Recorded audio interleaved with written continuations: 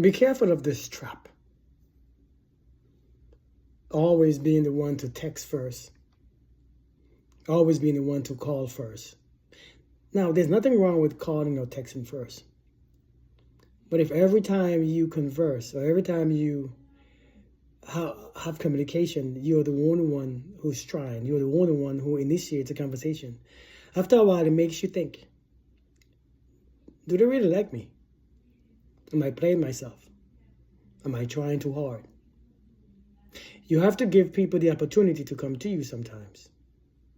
You have to hold on to that discipline of not always reaching out first or trying too hard or going the extra mile. Some people, sometimes you just have to let the ship sink. And I said this many times.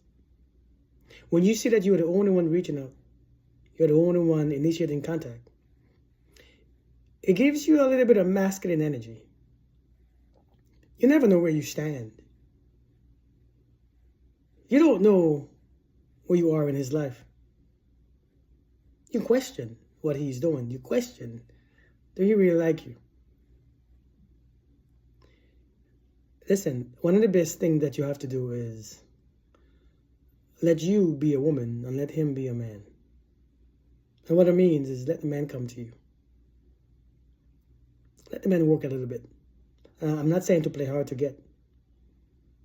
But the only time a man appreciates a woman is when he works for her. It's hard to appreciate a woman when he didn't do anything to get her. And it's even harder to appreciate her when he doesn't have to do anything to keep her. So we have to understand, let the man be a man. Because if you don't let the man be a man, you will never know how man he is. You will never know how his level of responsibility. You will never know his level of manhood. So therefore, you can never be secure. You don't trust him when he's away. You don't understand what he's doing because you don't let him be the man that he needs to be. You interrupt his manhood by trying, by doing, by going the extra mile. I need you to understand. Sometimes, I know it's hard to sit still. I know it's hard to relax.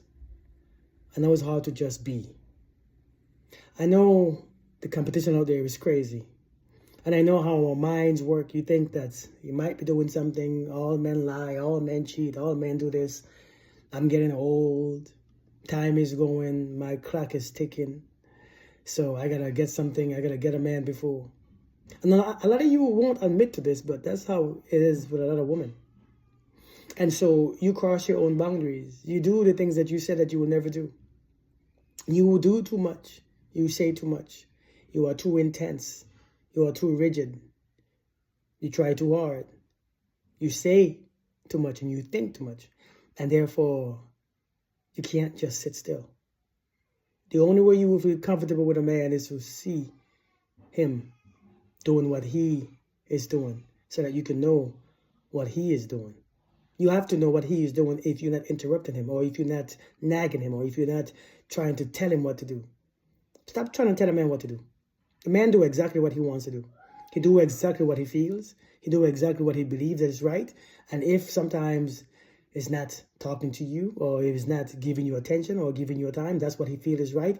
And therefore, you have to know if that's right for you. And if it's not right for you, you have to do what's right for you, right? So I'm saying, you don't have to reach out all the time. It's not attractive. You don't have to try so hard to keep the relationship line afloat. It's not attractive. You don't have to try so hard to initiate contact. And if you don't do it, there's no conversation. That should be a sign. You see, silence is a huge response. Effort is the main thing.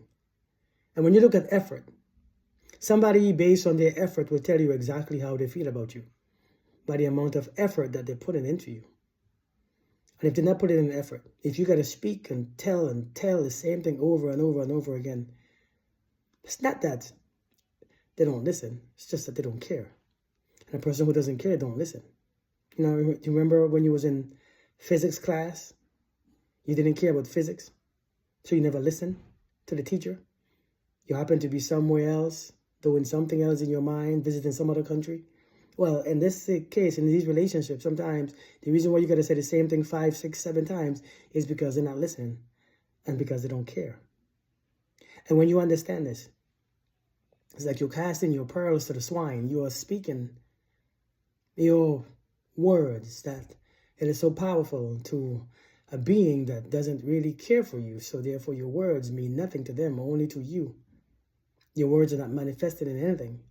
And the more you speak is the more you get upset, the more you get angry. Somebody who cares about you care about your words. Somebody who cares about you care about the way you feel, the way you think. That's just a natural part of life, is to care. And if they don't care, and if they're not listening to you, it's because they don't care. If a person don't reach out to you ever, and sometimes, these people are slick. They are so good at these games. When they see that you stop reaching out, it's been weeks, they know that you are still attached. You are still hooked on them. So they might say, hey, stranger. And that reels you back in. Hey, I ain't heard from you in so long. That is your cue. You think they miss you. They think that they are thinking about you. But oftentimes they're not. They're just, that spot in their life is just empty at that moment.